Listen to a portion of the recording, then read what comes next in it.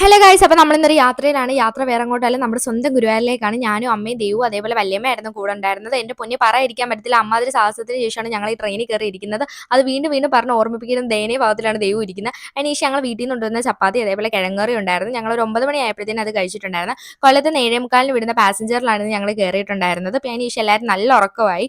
എനിക്ക് മാത്രം ഉറക്കമൊന്നും വരാതെ ഞാനിങ്ങനെ കണ്ണ് നട്ടി നോക്കിയിരിക്കുമായിരുന്നു ഗൈസ്. ഒരു 2 മണിയൊക്കെ കഴിഞ്ഞപ്പോഴത്തേന് നമ്മുടെ ട്രെയിൻ ഗുരുവായൂർ എത്തിയിട്ടുണ്ടായിരുന്നു. അവിടെ ഞങ്ങൾ ഓട്ടോ വിളിച്ചാണ് കുടുംബശ്രീയുടെ ഒരു കംഫോർട്ട് സ്റ്റേഷനിലേക്ക് പോയത്. അവിടെ സ്റ്റേയും ചെയ്യാനായിട്ട് പറ്റുമായിരുന്നു. പക്ഷെ ഞങ്ങൾ അമ്പലത്തിൽ പോകാനുള്ള ഒരു ഫ്രഷപ്പിന് മാത്രമായിട്ടാണ് ഞങ്ങൾ അവിടെ എടുത്തത്.